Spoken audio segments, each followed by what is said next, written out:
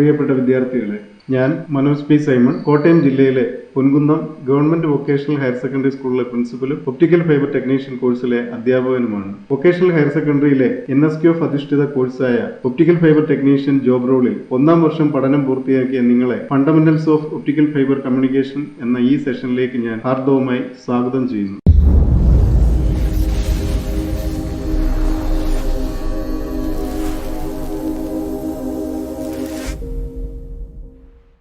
ഒന്നാം വർഷം പഠിച്ചതായ കാര്യങ്ങൾ നിങ്ങളുടെ ഓർമ്മയിലേക്ക് ഒരിക്കൽ കൂടി കൊണ്ടുവരിക മാത്രമാണ് ഈ സെഷൻ കൊണ്ട് ഉദ്ദേശിക്കുന്നത്. ഈ സെഷനിൽ introduction to fibre optics, why fibre optics is essential, what is the block diagram of optical fibre communication, what is the fibre technology, ഫൈബറിന്റെ സ്ട്രക്ചർ എന്താണ്, what is the basic principle of operation of optical fibre communication, what is the fibre classification, എങ്ങനെയെല്ലാം ഫൈബറിനെ നമ്മൾ classify ചെയ്തിരിക്കുന്നു, what are the advantages and disadvantages of optical fiber communication, and finally what are the applications of optical fiber communication.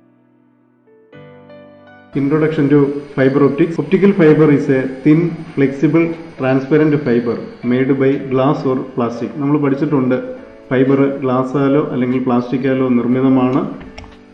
ഇതിൻ്റെ diameter എന്ന് പറയുന്നത് മനുഷ്യൻ്റെ മുടിയേക്കാൾ ഒരല്പം മാത്രം തിക്നെസ് കൂടിയതാണ്. ഈ ഒപ്റ്റിക്കൽ ഫൈബറിൽ സിഗ്നൽ ഒരു സ്ഥലത്ത് നിന്നും മറ്റൊരു സ്ഥലത്തേക്ക് ട്രാൻസ്ഫർ ചെയ്യുന്നത് ലൈറ്റ് സിഗ്നലിൻ്റെ ഫോമിലാണ്. അത് ഇൻഫ്രാറെഡ് ലൈറ്റായിട്ടാണ് കൂടുതൽ ഉപയോഗിക്കുന്നത്. നമുക്കറിയാം, ഫൈബർ എന്ന് പറയുന്ന വളരെ തിൻ സ്ട്രാൻഡുകളാണ്. തൗസൻഡ്സ് ഓഫ് ഈ ഫൈബറുകൾ ബണ്ടിൽഡ് ടുഗദർ ചെയ്ത് അല്ലെങ്കിൽ അത് ഒന്നിച്ചാക്കിയതിനെ നമ്മൾ ഒപ്റ്റിക്കൽ ഫൈബർ കേബിൾ എന്ന് പറയുന്നു. Normally fibers are generally used in pairs. That means one fiber carry the signal from one direction, the other fiber carries the signal from the opposite direction. But by using a single fiber itself, it is possible for the bidirectional transmission by using two different wavelengths and also by coupling or splitting devices. By fiber optics. Optical fiber communication system has emerged as most important communication system compared to traditional systems. Fiber is the least expensive, most reliable method for high speed and long distance communications. In long haul transmission system, there is a need of low loss transmission medium. നിങ്ങൾക്കറിയാം, fibre നമ്മൾ ഉപയോഗിക്കുന്നത് long distance communication ആണ്. കാരണം ഫൈബറിലൂടെ signal pass ചെയ്യുന്നത് light സിഗ്നലിന്റെ ഫോർമിലാണ്. ഇവിടെ ഗ്ലാസിൻ്റെ optical absorption എന്ന് പറയുന്നത് വളരെ കുറവാണ്. അതുകൊണ്ട് നമ്മളൊരു കമ്മ്യൂണിക്കേഷൻ സിസ്റ്റം കൺസിഡർ ചെയ്യുമ്പോൾ ആ സിസ്റ്റത്തിന് എപ്പോഴും ലോ ലോസിലുള്ള ഒരു കമ്മ്യൂണിക്കേഷൻ സിസ്റ്റം ആയിരിക്കണം. തീർച്ചയായിട്ടും ഗ്ലാസ് കൊണ്ട് നിർമ്മിതമായ ഫൈബർ ആയതുകൊണ്ട് അതിൻ്റെ ട്രാൻസ്മിഷൻ ലോസ് എന്ന് പറയുന്നത് വളരെ കുറവാണ്. അതുകൊണ്ട് വളരെ ലോങ് ഡിസ്റ്റൻസ് കമ്മ്യൂണിക്കേഷൻസ് എപ്പോഴും നമുക്ക് ഒപ്റ്റിക്കൽ ഫൈബർ ഉപയോഗിക്കാം. There is a need of compact and least weight transmitters and receivers. നമുക്കറിയാം, ഏത് കമ്മ്യൂണിക്കേഷൻ സിസ്റ്റം എടുത്താലും അതിനൊരു ട്രാൻസ്മിറ്റർ സെക്ഷനും ഒരു റിസീവർ സെക്ഷനും ഉണ്ടാവും. ഈ റിസീവർ സെക്ഷനും ട്രാൻസ്മിറ്റർ സെക്ഷനും വളരെ കോമ്പാക്റ്റ് ആയിട്ട്, ലീസ്റ്റ് വെയിറ്റ് ആയിട്ട് നമുക്ക് ഫാബ്രിക്കേറ്റ് ചെയ്യാൻ സാധിക്കുകയാണെങ്കിൽ, ഫോർ എക്സാമ്പിൾ നമ്മൾ ഇന്നിപ്പോൾ വൈഫൈ സിസ്റ്റം ഉപയോഗിക്കുന്നുണ്ട്. ഈ വൈഫൈ സിസ്റ്റംസ് ഒപ്റ്റിക്കൽ ഫൈബറുമായിട്ട് കണക്ട് ചെയ്യുമ്പോൾ നമുക്ക് ആൾക്കാർക്ക് ധാരാളം ഫ്ലെക്സിബിലിറ്റി ഉണ്ട്. അതുപോലെ തന്നെ ഈ സിസ്റ്റം നമുക്ക് എവിടെ വേണമെങ്കിലും വി ക്യാൻ പൊസിഷൻ ഇറ്റ്. അപ്പോൾ ഇതെല്ലാം എന്താണ്, compact and least weight transmitters and receivers ആണ് ഫൈബറിനുള്ളത്. There is a need of increased span of transmission. So ഞാൻ നേരത്തെ പറഞ്ഞു, ഒപ്റ്റിക്കൽ ഫൈബർ കമ്മ്യൂണിക്കേഷൻ നമ്മൾ ലോങ് ഡിസ്റ്റൻസ് കമ്മ്യൂണിക്കേഷന് വേണ്ടി പ്രിഫർ ചെയ്യുമ്പോൾ അതിൽ if you can avoid the chances of repeaters അല്ലെങ്കിൽ റീജനറേറ്റേഴ്സ് നമുക്ക് ഒഴിവാക്കാൻ സാധിക്കുവാണെങ്കിൽ നമുക്കതുവഴി സിസ്റ്റത്തിൻ്റെ എൻ്റയർ കോസ്റ്റ് നമുക്ക് സേവ് ചെയ്യാൻ സാധിക്കും. So there is a need of increased span of transmission. തീർച്ചയായിട്ടും ഒപ്റ്റിക്കൽ ഫൈബർ ഉപയോഗിക്കുമ്പോൾ നമുക്ക് ഈ ഡിസ്റ്റൻസ് കമ്മ്യൂണിക്കേഷൻ്റെ ആ ദൂരം വളരെ കൂടുതലായിട്ട് കിട്ടുന്നതുകൊണ്ട് increased span of transmission possible ആണ് ഫൈബറിൽ. There is a need of increased bit distance product. That means fibre ഒപ്റ്റിക്സിൽ large volumes of data transferring longer distance at minimum time. നിങ്ങൾക്കറിയാം, ഒപ്റ്റിക്കൽ ഫൈബർ കമ്മ്യൂണിക്കേഷനിൽ we are using the very high frequency, that is in the range of terahertz, that is 10⁻12 hertz and above.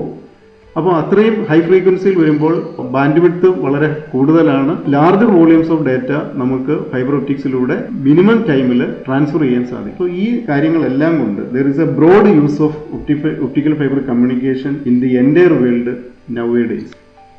That is, fiber is everywhere, under the oceans, on the land. That means ഇന്ന് ലോകം മുഴുവൻ വ്യാപിച്ചു കിടക്കുന്ന ഒരു communication ശൃംഖല ആണ് optical ഫൈബറുകളിലൂടെ സാധ്യമായിരിക്കുന്നത്. ഒപ്റ്റിക്കൽ ഫൈബർ കമ്മ്യൂണിക്കേഷൻ്റെ ബ്ലോക്ക് ഡയഗ്രമാണ്. ഏത് കമ്മ്യൂണിക്കേഷൻ സിസ്റ്റം എടുത്താലും അതിൻ്റെ ഒരു ട്രാൻസ്മിറ്റർ ഉണ്ടാവും, ഒരു ചാനൽ അല്ലെങ്കിൽ ഒരു മീഡിയം ഉണ്ടാവും. ആ മീഡിയത്തിലൂടെയാണ് ഈ ട്രാൻസ്മിറ്ററിൽ നിന്ന് സിഗ്നൽ റിസീവറിലേക്ക് പോകുന്നത്. So there are 3 basic sections. You have A transmitter, A channel or medium and A receiver. ഇവിടെ ഈ ചാനൽ എന്ന് പറയുന്നത് അതൊരു ഫിസിക്കലി കണക്റ്റഡ് മീഡിയം ആവാം. അതായത് ട്രാൻസ്മിറ്ററും റിസീവറും തമ്മിൽ ഫിസിക്കലി കണക്റ്റഡ് ആകാം ത്രൂ വയേഴ്സ്. അതല്ല എങ്കിൽ വയർലെസ് കമ്മ്യൂണിക്കേഷൻ ആകാം. അതായത് ട്രാൻസ്മിറ്ററും റിസീവറും തമ്മിൽ physically there is no connection. അപ്പോൾ ഈ വയേർഡ് മീഡിയം എന്ന് പറയുമ്പോൾ നിങ്ങൾ നേരത്തെ പഠിച്ചിട്ടുണ്ട്, ട്വിസ്റ്റഡ് പെയേഴ്സുകളുണ്ട്, കോയാക്സിയൽ കേബിളും ഉണ്ട്. നമ്മളിപ്പോൾ പഠിച്ചുകൊണ്ടിരിക്കുന്ന ഒപ്റ്റിക്കൽ ഫൈബർ മീഡിയം നമുക്ക് ഉപയോഗിക്കാം. അതല്ല വയർലെസ് മീഡിയം ആണെങ്കിൽ തീർച്ചയായിട്ടും നമുക്കറിയാം മൈക്രോവേവ് ലിങ്കുകൾ, മൈക്രോവേവ് ട്രാൻസ്മിറ്ററിൽ നിന്ന് സിഗ്നൽ ഹൈ ഫ്രീക്വൻസിയിൽ ട്രാൻസ്മിറ്റ് ചെയ്യുന്നു, അത് റിസീവറിൽ റിസീവ് ചെയ്യുന്നു. അതോടൊപ്പം തന്നെ സാറ്റലൈറ്റ് കമ്മ്യൂണിക്കേഷൻ എല്ലാം വയർലെസ് കമ്മ്യൂണിക്കേഷന്റെ എക്സാമ്പിൾസ് ആണ്. നമ്മൾ ഒപ്റ്റിക്കൽ ഫൈബർ കമ്മ്യൂണിക്കേഷന്റെ ഈ സെക്ഷനിലേക്ക് വരുമ്പോൾ ഇവിടെ നമ്മൾ ഒപ്റ്റിക്കൽ ഫൈബർ ആണ് ഈ ട്രാൻസ്മിറ്ററിൽ നിന്ന് റിസീവറിലേക്ക് ഈ സിഗ്നൽ ഫൈബറിലൂടെ കടന്നു പോകുന്നു. അതായത് ഫിസിക്കലി ഫൈബർ ട്രാൻസ്മിറ്ററുമായിട്ടും റിസീവറുമായിട്ട് കണക്ട് ചെയ്തിട്ടുണ്ട്. നിങ്ങൾ ഈ ബ്ലോക്ക് ഡയഗ്രം ശ്രദ്ധിക്കുമ്പോൾ ഇവിടെ നമുക്ക് സോഴ്സസ് ഓഫ് ഇൻഫർമേഷൻ, ഇപ്പം ഞാൻ നിങ്ങളുമായിട്ട് ഈ ക്ലാസ് എടുത്തുകൊണ്ടിരിക്കുമ്പോൾ എൻ്റെ ഈ ഓഡിയോ സിഗ്നലാണ് ഇവിടുത്തെ സോഴ്സസ് ഓഫ് ഇൻഫർമേഷൻ. ഈ ഓഡിയോ സിഗ്നലിനെ ഇലക്ട്രിക്കൽ സിഗ്നലായിട്ട് നമുക്ക് കൺവേർട്ട് ചെയ്യണം. നമുക്ക് ട്രാൻസ്ഡ്യൂസേഴ്സ് ഉണ്ട്, microphone which converts audio signals into electrical signal. Optical ഫൈബറിലൂടെ നിങ്ങൾക്കറിയാം സിഗ്നൽ ലൈറ്റ് എനർജിയുടെ ഫോമിലാണ് പോകുന്നത് എന്നുള്ളതുകൊണ്ട് ഈ ഇലക്ട്രിക്കൽ സിഗ്നലിനെ വീണ്ടും നമുക്ക് എന്താക്കി മാറ്റണം? ഒപ്റ്റിക്കൽ സിഗ്നലാക്കി മാറ്റണം. അതിനായിട്ട് നമ്മുടെ ട്രാൻസ്മിറ്ററിൽ വി ഹാവ്, നിങ്ങൾ ഈ ഡീറ്റെയിൽഡ് ബ്ലോക്ക് ഡയഗ്രം കാണുകയാണെങ്കിൽ ഈ ഇലക്ട്രിക്കൽ സിഗ്നലിനെ നമുക്ക് ഒരു ഡ്രൈവർ സർക്യൂട്ടിലേക്ക് കൊടുത്ത് ഈ ഡ്രൈവർ സർക്യൂട്ട് ആണ് നമുക്ക് ലൈറ്റ് സോഴ്സ് ഉണ്ട്. അതായത് LED-യോ ലേസർ ആയിട്ടുള്ള ലൈറ്റ് സോഴ്സുകൾ. നിങ്ങൾ ഫസ്റ്റ് ഇയറിൽ ക്ലാസ്സിൽ നിങ്ങൾ കണ്ടതാണ് മീഡിയ കൺവെർട്ടേഴ്സ്. അവിടെ LED അല്ലെങ്കിൽ ലേസർ ലൈറ്റ് സോഴ്സുകളുണ്ട്. അപ്പോൾ ഈ ഡ്രൈവർ സർക്യൂട്ടാണ് ഈ ലൈറ്റ് സോഴ്സിൻ്റെ ഇൻറ്റൻസിറ്റിയെ കൺട്രോൾ ചെയ്യുന്നത്.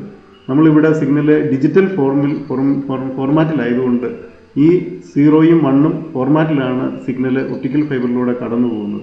ആ ലൈറ്റിന്റെ ഇന്റൻസിറ്റിയെ കൺട്രോൾ ചെയ്യുകയാണ് ഈ ട്രാൻസ്മിറ്ററിലുള്ള driver circuit. Then we have the light source. ഞാൻ നേരത്തെ നിങ്ങളോട് പറഞ്ഞു LED അല്ലെങ്കിൽ ലേസർ ലൈറ്റ് സോഴ്സുകളാണ് ഉപയോഗിക്കുന്നത്. ഇവിടെ നമ്മുടെ ഇലക്ട്രിക്കൽ സിഗ്നലിനെ ഇത് ലൈറ്റ് സിഗ്നലാക്കി കൺവേർട്ട് ചെയ്യുകയാണ്. അങ്ങനെ കൺവേർട്ട് ചെയ്ത് കിട്ടുന്ന ലൈറ്റ് സിഗ്നലിനെ നമുക്ക് ഒപ്റ്റിക്കൽ ഫൈബറിലേക്ക് കപ്പിൾ ചെയ്യണമെങ്കിൽ തീർച്ചയായിട്ടും നമുക്ക് കണക്റ്റേഴ്സ് വേണം. നിങ്ങൾ ധാരാളം കണക്റ്റേഴ്സ് ഫസ്റ്റ് ഇയറിൽ പഠിച്ചു. SC കണക്ടറുണ്ട്, ST കണക്ടറുണ്ട്, FC കണക്ടറുണ്ട്, LC connectors ഉണ്ട്. ഇതിൽ സൂട്ടബിൾ ആയിട്ടുള്ള കണക്ടർ വെച്ച് ഈ ഒപ്റ്റിക്കൽ സിഗ്നലിനെ നമ്മുടെ ഒപ്റ്റിക്കൽ ഫൈബറിലേക്ക് കണക്ട് ചെയ്യുകയാണ് ചെയ്യുന്നത്. Then we have the optical splice. നമുക്ക് ലോങ് ഡിസ്റ്റൻസ് കമ്മ്യൂണിക്കേഷൻ ആണ് ആവശ്യമെങ്കിൽ നിങ്ങൾക്കറിയാം ഒപ്റ്റിക്കൽ ഫൈബറുകൾ ഒരുപക്ഷെ 2 കിലോമീറ്റർ നീളത്തിലായിരിക്കും കിട്ടുന്നത്. അങ്ങനെ വരുന്ന സമയത്ത് ഒന്നിലധികം ഫൈബറുകളെ നമുക്ക് ജോയിൻ ചെയ്യേണ്ടതായിട്ട് വരും. ആ കേസിൽ നമ്മൾ ചെയ്യുന്നത് എന്താണ്? ഒപ്റ്റിക്കൽ സ്പ്ലൈസിംഗ് ആണ് ചെയ്യുന്നത്. അതായത് സ്പ്ലൈസിംഗ് മെഷീൻ വെച്ച് 2 ഫൈബറുകളെ നമ്മൾ എന്ത് ചെയ്യുന്നു? ജോയിൻ ചെയ്യുന്നു. അങ്ങനെ ഫൈബറിന്റെ ലെങ്ത് നമ്മൾ കൂട്ടി ഈ ഒപ്റ്റിക്കൽ സിഗ്നൽ കടന്നു പോകുമ്പോൾ സിഗ്നലിനെ നമുക്കൊന്ന് സ്പ്ലിറ്റ് ചെയ്ത് മറ്റൊരു യൂസർ കൂടെ കൊടുക്കണമെങ്കിൽ തീർച്ചയായിട്ടും നമുക്ക് ഒപ്റ്റിക്കൽ കപ്ലേഴ്സ് അല്ലെങ്കിൽ ഒപ്റ്റിക്കൽ സ്പ്ലിറ്റേഴ്സ് ആവശ്യമാണ്. ഈ സെക്ഷനിൽ ഒപ്റ്റിക്കൽ സിഗ്നലിനെ കപ്പിൾ ചെയ്ത് അതർ ഇക്വിപ്മെന്റ്സിലേക്ക് കടത്തിവിടുകയാണ്. ഇനി ഒരു ലോങ് ഡിസ്റ്റൻസ് കമ്മ്യൂണിക്കേഷൻ നമ്മൾ കൺസിഡർ ചെയ്യുമ്പോൾ തീർച്ചയായിട്ടും ഫൈബറിന് ലോസ് നമ്മൾ റിപ്പീറ്റേഴ്സ് വെച്ച് നമുക്കതിനെ ഓവർകം ചെയ്യാൻ സാധിക്കും. അങ്ങനെ വരുന്ന കേസിലും വീണ്ടും നമ്മൾ എന്ത് ചെയ്യണം? ഈ ഒപ്റ്റിക്കൽ സിഗ്നലിനെ ഒപ്റ്റിക്കൽ റിസീവർ വെച്ച് വീണ്ടും അതിനെ ഇലക്ട്രിക്കൽ സിഗ്നലാക്കി മാറ്റി മതിയായ ആംപ്ലിഫിക്കേഷൻ കൊടുത്ത് വീണ്ടും തിരിച്ചതിനെ ഒപ്റ്റിക്കൽ ട്രാൻസ്മിറ്റർ വഴി വീണ്ടും ഈ ഇലക്ട്രിക്കൽ സിഗ്നലിനെ നമ്മൾ എന്ത് ചെയ്യുന്നു? ഒപ്റ്റിക്കൽ സിഗ്നലായിട്ട് മാറ്റുകയാണ്. വീണ്ടും ഫൈബറിലൂടെ ഒപ്റ്റിക്കൽ കണക്റ്റേഴ്സ്, ഫൈബറിന്റെ കണക്റ്റേഴ്സ് വെച്ച് നമ്മൾ സിഗ്നലിനെ കണക്ട് ചെയ്ത് വീണ്ടും ഡിസ്റ്റൻസ് കൂട്ടണമെങ്കിൽ സ്പ്ലൈസിംഗ് നടത്തി മതിയായ ആംപ്ലിഫിക്കേഷൻ കൊടുക്കാനായിട്ട് we have the optical amplifiers there. Then when we consider the receiver section, again നമുക്ക് ഈ ആംപ്ലിഫൈ ചെയ്തിരിക്കുന്ന ഒപ്റ്റിക്കൽ സിഗ്നലിനെ വീണ്ടും നമുക്ക് ഇലക്ട്രിക്കൽ സിഗ്നലാക്കി മാറ്റണം. അതിനായിട്ട് V have the photo detectors. നമുക്കറിയാം ഫോട്ടോ ഡയോഡ്, ഫോട്ടോ ട്രാൻസിസ്റ്റേഴ്സ്, പിൻ ഡയോഡ്, അവലാഞ്ചി ഡയോഡ്, ഇതെല്ലാം വെച്ച് നമ്മൾ എന്ത് ചെയ്യുന്നു, ഈ ലൈറ്റ് സിഗ്നലിനെ വീണ്ടും നമ്മൾ ഇലക്ട്രിക്കൽ സിഗ്നലാക്കി മാറ്റി വീണ്ടും ഇലക്ട്രിക്കൽ സിഗ്നലിനെ നമ്മൾ ആംപ്ലിഫൈ ചെയ്ത് നമ്മൾ എങ്ങനെയാണോ നമ്മുടെ ഇലക്ട്രിക്കൽ സിഗ്നൽ ഇൻപുട്ടിൽ ഉണ്ടായിരുന്നത് അതേപോലെ ആ സിഗ്നലിനെ വീണ്ടും റീസ്റ്റോർ ചെയ്ത് ഫൈനലി ഇലക്ട്രിക്കൽ സിഗ്നൽ ഔട്ട്പുട്ടായിട്ട് വരികയാണ് ചെയ്യുന്നത്. അങ്ങനെ ഇലക്ട്രിക്കൽ സിഗ്നലിനെ നമ്മൾ ട്രാൻസ്മിറ്ററിൽ കൺവേർട്ട് ചെയ്ത് ലൈറ്റ് സിഗ്നലാക്കി മാറ്റുന്നു. ആ ലൈറ്റ് സിഗ്നൽ ഫൈബറിലൂടെ കടന്നുപോയി റിസീവർ സൈഡിൽ വീണ്ടും ആ ലൈറ്റിനെ ഇലക്ട്രിക്കൽ സിഗ്നലാക്കി മാറ്റി നമ്മുടെ ഒറിജിനൽ സിഗ്നൽ ഔട്ട്പുട്ടിൽ റിക്കവർ ചെയ്യുക അല്ലെങ്കിൽ റീസ്റ്റോർ ചെയ്യുകയാണ് ഈ സിസ്റ്റത്തിൽ, ഈ ബ്ലോക്ക് ഡയഗ്രത്തിൽ ചെയ്യുന്നത്. ഇത് നിങ്ങൾക്ക് എല്ലാവർക്കും മനസ്സിലായി എന്ന് വിശ്വസിക്കുന്നു. അടുത്തതായിട്ട് ഫൈബർ ടെക്നോളജിയാണ്. ഒരു ഫൈബറിൻ്റെ അടിസ്ഥാനമായ ഘടന എന്താണ്? നമ്മൾ പഠിച്ചിട്ടുണ്ട് ഫൈബർ ബേസിക്കായിട്ട് 3 കാര്യങ്ങളാണ് ഫൈബറിലുള്ളത്. ഏറ്റവും ഇന്നർമോസ്റ്റ് ആയിട്ട് കാണുന്ന ട്രാൻസ്പെറൻ്റ് ആയ ഗ്ലാസ് കൊണ്ട് നിർമ്മിതമായ കോർ, അതിനെ സറൗണ്ട് ചെയ്തുകൊണ്ട് ട്രാൻസ്പെറൻ്റ് ആയിട്ടുള്ള ഗ്ലാസ് കൊണ്ട് നിർമ്മിതമായ ക്ലാഡിംഗ്. ഇതിന് രണ്ടിനും പുറത്ത് നമുക്ക് ഇതിനെ പ്രൊട്ടക്റ്റ് ചെയ്യാൻ, ഫൈബറിനെ പ്രൊട്ടക്റ്റ് ചെയ്യാൻ, അതിന് വേണ്ടുന്ന സ്ട്രെങ്ത് കൊടുക്കാൻ അല്ലെങ്കിൽ മറ്റ് എക്സ്റ്റേണൽ എൻവിറോൺമെൻറ്റൽ ഫാക്ടേഴ്സിൽ നിന്ന് അതിനെ സേവ് ചെയ്യാൻ വിൽ ഹാവ് ഔട്ടർ ജാക്കറ്റ് അല്ലെങ്കിൽ അതിനെ ബഫർ കോട്ടിംഗ് എന്ന് പറയും. സോ അടിസ്ഥാനപരമായിട്ട് ഒരു ഫൈബറിന് ഏറ്റവും ഇന്നർമോസ്റ്റ് കോർ, അതിനെ സറൗണ്ട് ചെയ്തിട്ട് ക്ലാഡിംഗ്, ഏറ്റവും ഔട്ടറിൽ അതിൻ്റെ ബഫർ കോട്ടിംഗ് അല്ലെങ്കിൽ നമ്മൾ ജാക്കറ്റ് എന്ന് പറയും. ഈ ഫിഗർ നിങ്ങൾ കൺസിഡർ ചെയ്യുമ്പോൾ ഒന്നാമത് കാണിച്ചിരിക്കുന്നത് അതിൻ്റെ കോറാണ്, then its cladding and the outer is the jacket or outer coating. ഫിഗറാണ് ഇതിൽ കാണുന്നത്. Fibre optics cables have the following parts in common. Cable നമ്മൾ കൺസിഡർ ചെയ്യുമ്പോൾ ഒപ്റ്റിക്കൽ ഫൈബർ ഉണ്ട്, അതിനൊരു ബഫറുണ്ട്, ദെൻ സ്ട്രെങ്ത് മെമ്പർ. ഞാൻ നേരത്തെ നിങ്ങളോട് പറഞ്ഞു ഫൈബർ ഗ്ലാസ് കൊണ്ട് നിർമ്മിതമാണ്, അപ്പോൾ അതിന് സ്ട്രെങ്ത് കുറവായതുകൊണ്ട് പെട്ടെന്ന് ഫ്രജൈലാണ്. അതുകൊണ്ട് നമുക്കതിനെ സ്ട്രെങ്ത് കൊടുക്കാൻ വേണ്ടി സ്ട്രെങ്ത് മെമ്പേഴ്സ് ഉണ്ട്, ഔട്ടർ ജാക്കറ്റുകളുണ്ട്. നിങ്ങൾ ഫസ്റ്റ് ഇയറിൽ പഠിച്ചതാണ് ഫൈബറിനെ നമ്മൾ ലൂസ് ബഫർ എന്നും ടൈറ്റ് ബഫേർഡ് ഫൈബറുകളെന്നും രണ്ടായിട്ട് ക്ലാസിഫൈ ചെയ്യുന്നുണ്ട്. ഒരു ലൂസ് ബഫർ ഫൈബറിൻ്റെ സ്ട്രക്ചറാണ് ഈ കാണിച്ചിരിക്കുന്നത്. ഇതിൽ ഒപ്റ്റിക്കൽ ഫൈബറുകൾ, ഈ ഫൈബറുകൾ ബഫർ ട്യൂബിനുള്ളിൽ ആയിട്ടാണ് കാണുന്നത്. ഉള്ളിൽ സ്ട്രെങ്ത് മെമ്പേഴ്സ് നിങ്ങൾക്ക് കാണാം, അതുപോലെ തന്നെ വാട്ടർ ബ്ലോക്കിംഗ് ബിൻഡേഴ്സ് കാണാം, സ്ട്രെങ്ത് യാൺസ് കാണാം, റിപ്കോഡ് കാണാം, പോളിയെഥിലീൻ മെറ്റീരിയൽ കൊണ്ടുള്ള ഔട്ടർ ജാക്കറ്റുകൾ കാണാം. ഇതെല്ലാം ഒരു ഒപ്റ്റിക്കൽ ഫൈബർ കേബിൾ നമ്മൾ കൺസിഡർ ചെയ്യുമ്പോൾ അതിൻ്റെ ഡിഫറെൻറ്റ് പാർട്സുകളാണ്.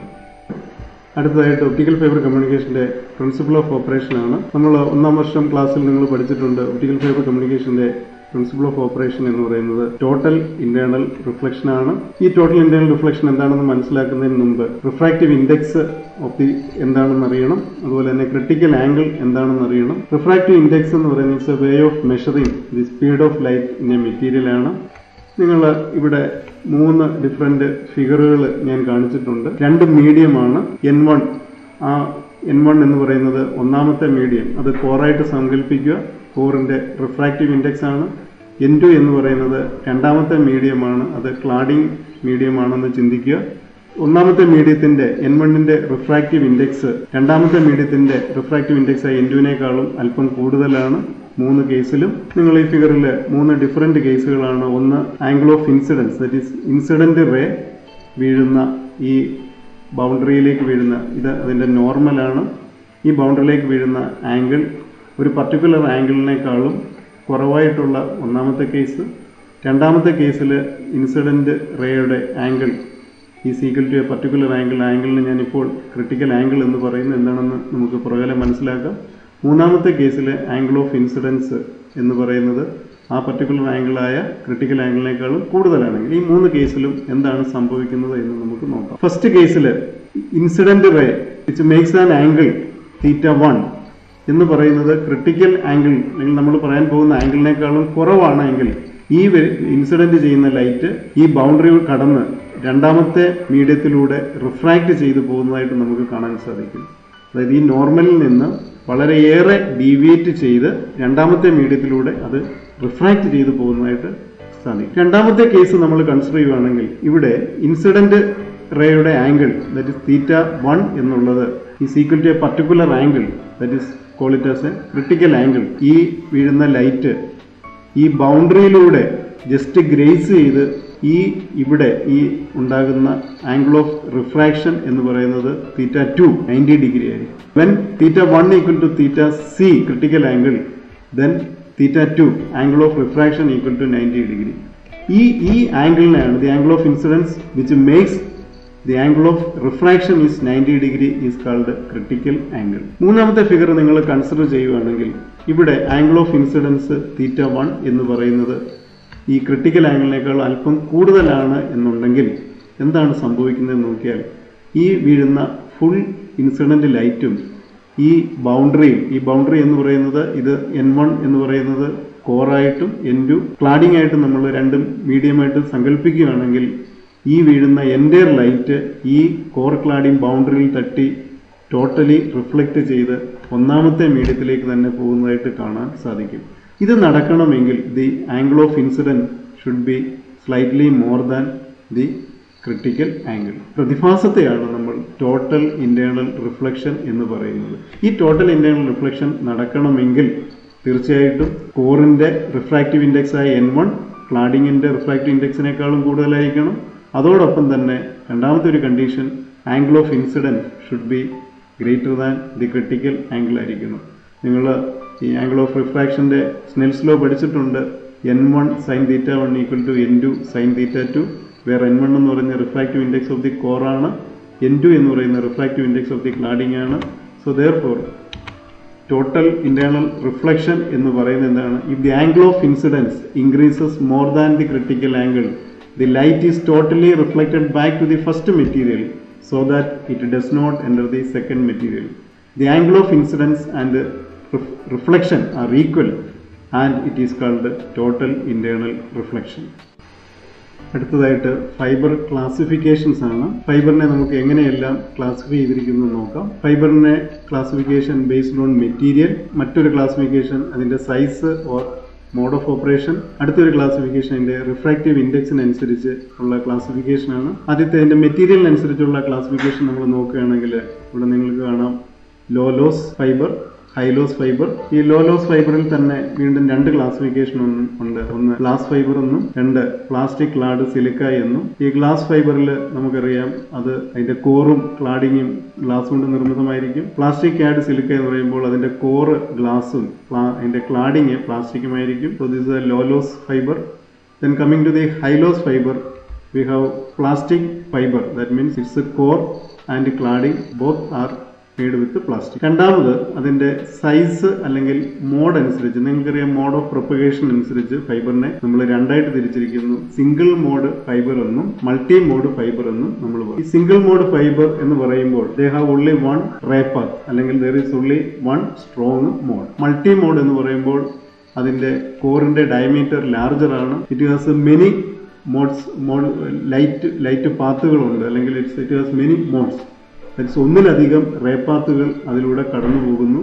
അതുകൊണ്ട് അതിനെ മൾട്ടി മോഡ് എന്ന് നമ്മൾ വിളിക്കുന്നു. Then the final classification depending on the refractive index. നമ്മൾ കഴിഞ്ഞ സ്ലൈഡുകൾ പറഞ്ഞു റിഫ്രാക്റ്റീവ് ഇൻഡെക്സ് എന്താണെന്ന് പറഞ്ഞു. ആ റിഫ്രാക്റ്റീവ് ഇൻഡെക്സ് എങ്ങനെയാണ് കോറിലും ക്ലാഡിങ്ങിലും ഉള്ളത് അതനുസരിച്ച് നമ്മൾ അതിനെ രണ്ടായിട്ട് തിരിച്ചിരിക്കുകയാണ്. സ്റ്റെപ്പ് ഇൻഡെക്സ് ഫൈബർ എന്നും ഗ്രേഡഡ് ഇൻഡെക്സ് ഫൈബർ എന്നും രണ്ടായിട്ട് തിരിച്ചിരിക്കുന്നു. സ്റ്റെപ്പ് ഇൻഡെക്സിലാണെങ്കിൽ കോറിൽ റിഫ്രാക്റ്റീവ് ഇൻഡെക്സ് യൂണിഫോം ആയിരിക്കും. അതേസമയം ഗ്രേഡഡ് ഇൻഡെക്സ് ഫൈബറിലാണെങ്കിൽ റിഫ്രാക്റ്റീവ് ഇൻഡെക്സ് എന്ന് പറയുന്നത് നോൺ യൂണിഫോം ആയിരിക്കും. സിംഗിൾ മോഡ് ഫൈബർ, ഈ single mode fibre has only one ray path, അതല്ലെങ്കിൽ it has only one mode to propagate. So നിങ്ങൾക്കറിയാം സിംഗിൾ മോഡ് ഫൈബറിന്റെ കോറിന്റെ ഡയമീറ്റർ എന്ന് പറയുന്നത് ഒരു 8 to 10 മൈക്രോമീറ്റർ റേഞ്ചിലാണ്. അതിൻ്റെ ക്ലാഡിംഗ് എന്ന് പറയുന്നത് 125 മൈക്രോമീറ്റർ ആണ് അതിൻ്റെ ക്ലാഡിങ്ങിൻ്റെ ഡയമീറ്റർ. ഇവിടെ സിംഗിൾ മോഡിൽ നിങ്ങൾ ഈ ഫിഗറിൽ കാണാവുന്നത് പോലെ തന്നെ ഇതിൻ്റെ കോറ് വളരെ ചെറുതായതുകൊണ്ട് ഈ സിംഗിൾ മോഡിലൂടെയുള്ള ഈ സിംഗിൾ റേ പാത്ത് എന്ന് പറയുന്നത് എപ്പോഴും ഒരു സ്ട്രെയിറ്റ് ലൈൻ ആയിരിക്കും. നമ്മളിവിടെ ഉപയോഗിക്കുന്ന സോഴ്സ് എന്ന് പറയുന്നത് ലേസർ ലൈറ്റ് സോഴ്സ് ആയിരിക്കും സിംഗിൾ മോഡിൽ ഉപയോഗിക്കുന്നത്. ഈ സിംഗിൾ മോഡിൽ സാധാരണഗതിയിൽ ഇതിൻ്റെ ഒരു പ്രോബ്ലം എന്ന് പറയുന്നത് ഈ കോറിൻ്റെ സൈസ് വളരെ കുറവായതുകൊണ്ട് ഇതിൻ്റെ fabrication is very difficult, so it becomes more expensive ആണ്. ഇവിടെ മോഡ്സുകൾ വളരെ കുറവായതുകൊണ്ട് ഈ മോഡ്സുകളുടെ എണ്ണം കൂടിയാൽ, റേ പാത്തുകളുടെ എണ്ണം കൂടിയാൽ ഇത് തമ്മിൽ ഇൻ്റർഫിയർ ചെയ്യുകയും സ്പ്രെഡ് ചെയ്യാൻ അല്ലെങ്കിൽ പൾസ് ബ്രോഡൻ ചെയ്യാനുള്ള സാധ്യതകളൊക്കെ മൾട്ടി മോഡ് ഫൈബറിലുണ്ട്. പക്ഷേ സിംഗിൾ മോഡ് മാത്രമായതുകൊണ്ട് അതിനുള്ള ചാൻസസ് കുറവായതുകൊണ്ട് ഇവിടെ ലോസ് വളരെ കുറവാണ്. അതുപോലെ തന്നെ ഹയർ ബാൻഡ് വിഡ്ത്ത് ഉണ്ട്. അതുകൊണ്ട് ലോങ്ങർ കമ്മ്യൂണിക്കേഷൻ, ഡിസ്റ്റൻസ് കമ്മ്യൂണിക്കേഷന് വേണ്ടി അറൗണ്ട് ഒരു 60 കിലോമീറ്ററിന് മുകളിലേക്കൊക്കെ നമ്മൾ സാധാരണഗതിയിൽ സിംഗിൾ മോഡ് ഫൈബറുകളാണ് ഉപയോഗിക്കുന്നത്. ദാറ്റ് മീൻസ് ഇവിടെ ഒരു മോഡ് മാത്രമേ ഉള്ളതെന്ന് ഇവിടെ ഡിസ്പേർഷൻ എന്ന് പറഞ്ഞ എഫക്റ്റ് വളരെ കുറവാണ്. ഇതെല്ലാമാണ് സിംഗിൾ മോഡ് ഫൈബറിൻ്റെ പ്രത്യേകതകൾ. നമ്മൾ മൾട്ടി മോഡിലേക്ക് വരുമ്പോൾ നിങ്ങൾ ഈ ഫിഗറിൽ നിങ്ങൾക്ക് കാണാം, മൾട്ടി മോഡിൽ ഞാൻ നേരത്തെ പറഞ്ഞതനുസരിച്ച് ഇതിൻ്റെ കോറിൻ്റെ ഡയമീറ്റർ എന്ന് പറയുന്നത് 50 അല്ലെങ്കിൽ 62.5 മൈക്രോമീറ്റർ റേഞ്ചിലാണ്. അവിടെയും ക്ലാഡിങ് എന്ന് പറയുന്നത് 125 മൈക്രോമീറ്റർ ആണ് അതിൻ്റെ ഡയമീറ്റർ. ഈ മൾട്ടി മോഡ് ഫൈബർ നമ്മൾ കൺസിഡർ ചെയ്യുമ്പോൾ ഇവിടെ many ray paths are be there. ഒന്നിലധികം മോഡുകൾ ഈ ഫൈബറിലൂടെ പ്രൊപ്പഗേറ്റ് ചെയ്യുന്നുണ്ട്. അതുകൊണ്ട് തന്നെ ഇതിന് മൾട്ടി മോഡിൽ കോറിൻ്റെ ഡയമീറ്റർ ലാർജർ ആയതുകൊണ്ട് സിംഗിൾ മോഡുമായിട്ട് നമ്മൾ കൺസിഡർ ചെയ്യുമ്പോൾ അതിൻ്റെ ഫാബ്രിക്കേറ്റ് ചെയ്യാൻ അല്പം ഈസിയാണ്. അതുപോലെ തന്നെ സിംഗിൾ മോഡുമായിട്ട് കൺസിഡർ ചെയ്യുമ്പോൾ ലെസ് എക്സ്പെൻസീവ് ആണ്. ഇവിടെ ഈ ഡിസ്പേർഷൻ എഫക്റ്റ് വളരെ കൂടുതലാണ്. കാരണം ധാരാളം മോഡ്സുകൾ ഉള്ളതുകൊണ്ട് ഈ മോഡ്സുകൾ ഡിഫറെൻറ്റ് ടൈമിലായിരിക്കാം അതിൻ്റെ അതർ എൻഡിലേക്ക് എത്തുന്നത്. ഈ മോഡുകൾ തമ്മിൽ ഇൻ്റർഫിയർ ചെയ്യാനുള്ള സാധ്യതകൾ ഉള്ളതുകൊണ്ട് ഡിസ്പേർഷൻ എഫക്റ്റ് കൂടുതലായിരിക്കാം മൾട്ടി മോഡിൽ. സ്വാഭാവികമായിട്ടും അതുകൊണ്ട് ഹയർ ലോസുകൾ ഉണ്ടാവാം. ബാൻഡ് വിഡ്ത്ത് അതുകൊണ്ട് വളരെ കുറവാണ്. വളരെ ചെറിയ ഡിസ്റ്റൻസ്, ഷോർട്ട് ഡിസ്റ്റൻസ് കമ്മ്യൂണിക്കേഷൻസ്, ഒരു അപ് ടു 2 കിലോമീറ്റർ വരെയുള്ള ഷോർട്ട് ഡിസ്റ്റൻസ് കമ്മ്യൂണിക്കേഷന് വേണ്ടി നമുക്ക് മൾട്ടി മോഡുകൾ നമുക്ക് ഉപയോഗിക്കാൻ സാധിക്കും. കോറിൻ്റെ ക്ലാഡിങ്ങിൻ്റെ ഡയമീറ്റർ പറഞ്ഞു 62.5 അല്ലെ 50 മൈക്രോമീറ്റർ ടു 125 മൈക്രോമീറ്റർ ആണ് അതിൻ്റെ നോർമൽ മൾട്ടി മോഡിൻ്റെ കോർ ക്ലാഡിംഗ് ഡയമീറ്റർ. ഈ ഫിഗറിൽ ക്ലിയർ ആയിട്ട് അത് കാണിച്ചിട്ടുണ്ട്. This is single mode. ഒരു കോറിൻ്റെ ഡയമീറ്റർ എന്ന് പറഞ്ഞാൽ 8 to 10 മൈക്രോമീറ്ററും ക്ലാഡിങ്ങിൻ്റെ ഡയമീറ്റർ എന്ന് പറയുന്നത് 125 മൈക്രോമീറ്റർ ആണ്. കമ്മിങ് ടു മൾട്ടി മോഡിലേക്ക് വരുന്ന സമയത്ത് 50 അല്ലെങ്കിൽ 62.5 അല്ലെങ്കിൽ 100 മൈക്രോമീറ്ററിലെ കോറും 125 മൈക്രോമീറ്ററിലെ ക്ലാഡിങ്ങുമാണ് ഇവിടെ കാണിച്ചിരിക്കുന്നത്. ഇനിയും ഈ ഫൈബറിനെ വീണ്ടും നമുക്ക് അതിൻ്റെ സൈസും അതിൻ്റെ റിഫ്രാക്റ്റീവ് ഇൻഡെക്സ് അനുസരിച്ച് നമുക്ക് വീണ്ടും അതിനെ തിരിക്കാം. റിഫ്രാക്റ്റീവ് ഇൻഡെക്സ് അനുസരിച്ച് രണ്ടായിട്ട് തിരിച്ചു എന്ന് പറഞ്ഞു, സ്റ്റെപ്പ് ഇൻഡെക്സും ഗ്രേഡഡ് ഇൻഡെക്സും.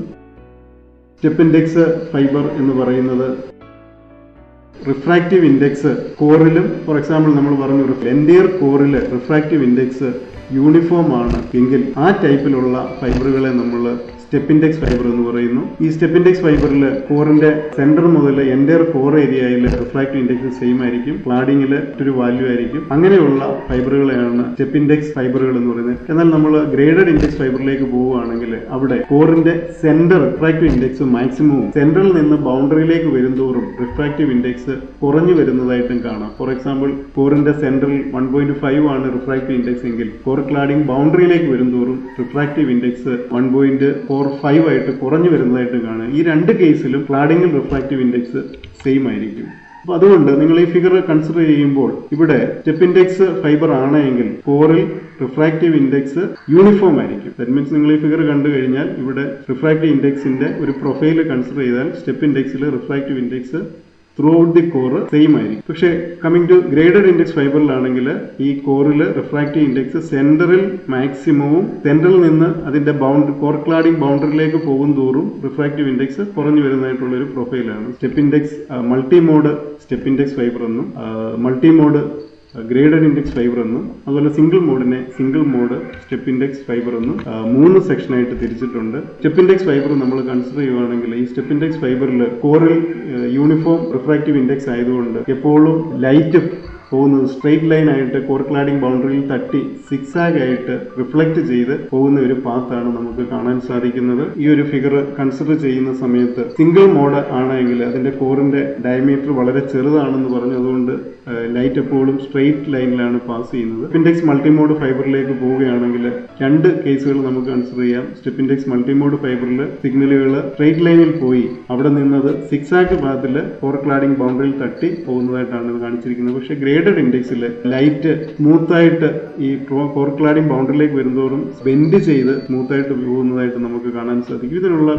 ഇതിനുള്ള കാരണം ഗ്രേഡഡ് ഇൻഡെക്സിൽ സെന്ററിൽ റിഫ്രാക്റ്റീവ് ഇൻഡെക്സ് മാക്സിമവും ബൗണ്ടറിയിലേക്ക് വരുന്നതോറും റിഫ്രാക്റ്റീവ് ഇൻഡെക്സ് കുറഞ്ഞു വരുന്നു.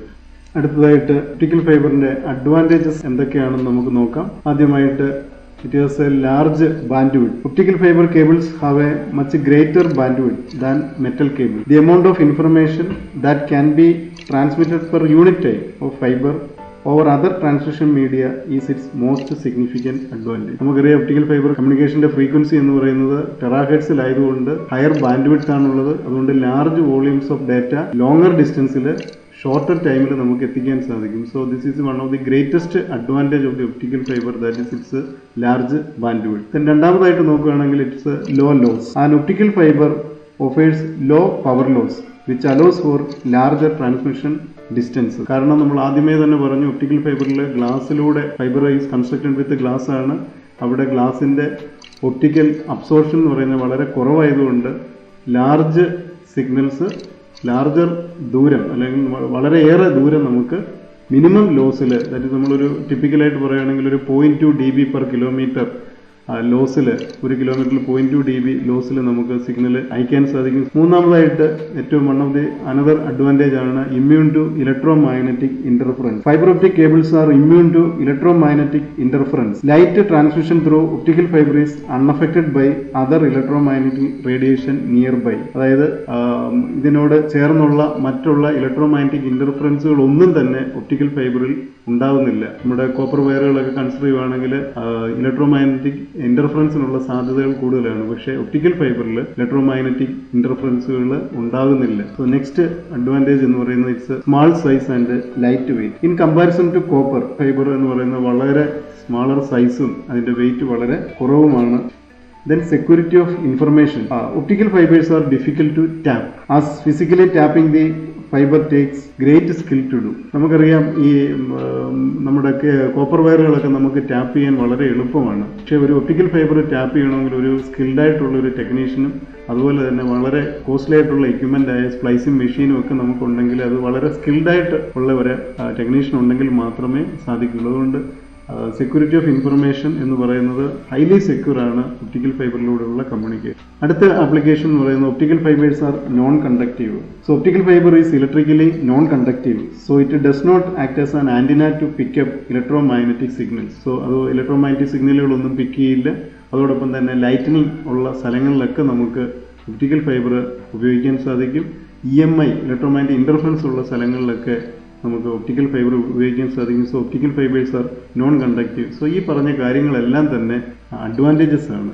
അടുത്ത നമുക്ക് അതിന്റെ ഡിസഡ്വാൻറ്റേജസ് ഒന്ന് നോക്കുകയാണെങ്കിൽ ഒന്ന് അതിന്റെ ഫ്രിജിലിറ്റിയാണ്. നമുക്കറിയാം ഫൈബറുകൾ ഗ്ലാസ് കൊണ്ട് നിർമ്മിതമായതുകൊണ്ട് ഈ ഫൈബറുകൾ മുറിഞ്ഞു പോകാൻ ഡാമേജ് ആകാനുള്ള സാധ്യത വളരെ കൂടുതലാണ്. നമുക്കറിയാം നിങ്ങൾ ലാബിൽ ചെയ്തപ്പോൾ ഇൻഡോർ കേബിളുകളായ പിക്ടെയിൽ പാസ്കോഡൊക്കെ നിങ്ങൾ കണ്ടിരുന്നു. ഇത് വെച്ച് നമ്മൾ VFL ഉപയോഗിച്ച് വിഷ്വൽ ഫാൾട്ട് ലൊക്കേറ്റർ ഉപയോഗിച്ച് നമ്മൾ ഈ പാസ്കോഡും പിക്ടെയിലും ഒക്കെ ടെസ്റ്റ് ചെയ്തപ്പോൾ നിങ്ങൾക്കറിയാം അത് ബെൻഡ് ചെയ്തപ്പോൾ ഒരു പരിധിയിൽ കൂടുതൽ ബെൻഡ് ചെയ്യുമ്പോൾ ആ ഫൈബറുകൾ ഒടിഞ്ഞു പോകുന്നതായിട്ട് അല്ലെങ്കിൽ ഡാമേജ് ആവുന്നതായിട്ട് ഉണ്ട്. അതുകൊണ്ട് ഇതൊരു ഡിസഡ്വാൻറ്റേജ് ആണ്. Fibres are more fragile.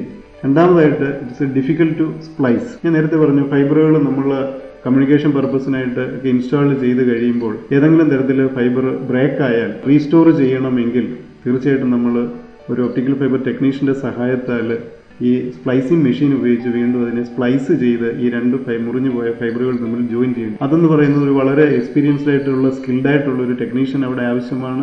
Costly ആയിട്ടുള്ള സ്പ്ലൈസിംഗ് മെഷീൻസ് നമുക്ക് ആവശ്യമാണ്. അപ്പോൾ ഒരു കോപ്പർ വയറുമായിട്ട് കമ്പയർ ചെയ്യുമ്പോൾ ഈ സ്പ്ലൈസിംഗ് എന്ന് പറയുന്ന അല്ലെങ്കിൽ joining of two fibre after the break. മൂന്നാമതായിട്ട് ഈ ഫൈബർ ഒപ്റ്റിക്കൽ ഫൈബറിന്റെ ഇൻസ്റ്റലേഷൻ എന്ന് പറയുന്നത് ഒരു കോപ്പർ മീഡിയമായിട്ട് നമ്മൾ നോക്കുമ്പോൾ എക്സ്പെൻസീവ് ആണ്. അടുത്തതായിട്ട് നമ്മൾ അതിൻ്റെ ആപ്ലിക്കേഷൻസിലേക്കാണ് പോകുന്നത്. നമുക്കറിയാം ധാരാളം മേഖലയിൽ ഒപ്റ്റിക്കൽ ഫൈബറുകൾ ഇന്ന് അപ്ലൈ ചെയ്യുന്നുണ്ട്. അതിൽ നമുക്ക് മെഡിക്കൽ ആപ്ലിക്കേഷൻസ് ഉണ്ട്, മിലിറ്ററി ഒരു ഡിഫൻസ് ആപ്ലിക്കേഷൻസ് ഉണ്ട്, അണ്ടർസീ കേബിളുകൾ, കോണ്ടിനെന്റുകൾ തമ്മിൽ അണ്ടർസീ കേബിൾ വഴി കമ്മ്യൂണിക്കേഷൻസ് സാധ്യമാകുന്നുണ്ട്. കൺട്രോൾ സിസ്റ്റംസിൽ അല്ലെങ്കിൽ സെൻസർ നെറ്റ്വർക്കുകൾ നമ്മൾ ധാരാളമായിട്ട് ഫൈബറുകൾ ഉപയോഗിക്കുന്നുണ്ട്. ഇൻഡസ്ട്രിയൽ ആപ്ലിക്കേഷൻസിന് നമ്മൾ ഉപയോഗിക്കുന്നുണ്ട്, റെയിൽവേയിൽ ഉപയോഗിക്കുന്നുണ്ട്. ടെലികമ്മ്യൂണിക്കേഷൻ നെറ്റ്വർക്ക്സ്, ഇതിലെല്ലാം നമ്മൾ ഒപ്റ്റിക്കൽ ഫൈബറുകൾ ഉപയോഗിക്കുന്നുണ്ട്. ഇതെല്ലാം വളരെ ബ്രോഡ് ആയിട്ടുള്ള ഒരു ആപ്ലിക്കേഷനാണ് ഒപ്റ്റിക്കൽ ഫൈബറിന് ഉള്ളത്. അതിൻ്റെ പല ആപ്ലിക്കേഷൻസാണ് ഈ കാണിച്ചിരിക്കുന്നത്. ഔട്ട്സൈഡ് പ്ലാന്റ് ഉള്ള ആപ്ലിക്കേഷൻസ്, അതുപോലെ തന്നെ ഇൻസൈഡ് പ്ലാൻ ഇൻഡോർ കേബിളുകൾ ഉപയോഗിച്ചുകൊണ്ടുള്ള ആപ്ലിക്കേഷൻസ്, ഇത് ഔട്ട്ഡോർ കേബിളുകൾ. അതോടൊപ്പം തന്നെ ഫൈബറുകളുടെ ഡിഫറെൻറ്റ് ഫൈബർ കണക്റ്റേഴ്സുകൾ, പാസ്കോഡ് ഇൻഡോർ ആപ്ലിക്കേഷൻസ് ആണ്. അതുപോലെ തന്നെ മിലിറ്ററി ആപ്ലിക്കേഷൻസ്, എയറോസ്പേസ് ആപ്ലിക്കേഷൻസ്, ഇതെല്ലാം ഫൈബറിൻ്റെ ഡിഫറെൻറ്റ് ആപ്ലിക്കേഷൻസ് ആണ്. ഇന്നത്തെ പ്രസൻറ്റേഷൻ അവസാനിച്ചിരിക്കുകയാണ്. നിങ്ങൾ എല്ലാവരും ഈ ക്ലാസ് ശ്രദ്ധിച്ചു എന്ന് വിശ്വസിക്കുന്നു. 1ാം വർഷത്തെ ടോപ്പിക്കുകൾ നിങ്ങളെല്ലാവരും ഒന്നുകൂടെ റെഫർ ചെയ്യുക. എന്തെങ്കിലും സംശയമുള്ളവർ നിങ്ങളുടെ വൊക്കേഷണൽ ടീച്ചറിനെ കോൺടാക്ട് ചെയ്ത് ആ സംശയങ്ങളെല്ലാം ക്ലിയർ ചെയ്യുക. തുടർന്നുള്ള ക്ലാസ്സുകൾക്ക് ഈ അടിസ്ഥാനപരമായിട്ടുള്ള ഒപ്റ്റിക്കൽ ഫൈബറിൻ്റെ കാര്യങ്ങളെല്ലാം നിങ്ങൾ മനസ്സിലാക്കിയിരിക്കണം. ഇതുവരെ എന്നെ ശ്രദ്ധിച്ച നിങ്ങൾക്ക് എല്ലാവർക്കും നന്ദി.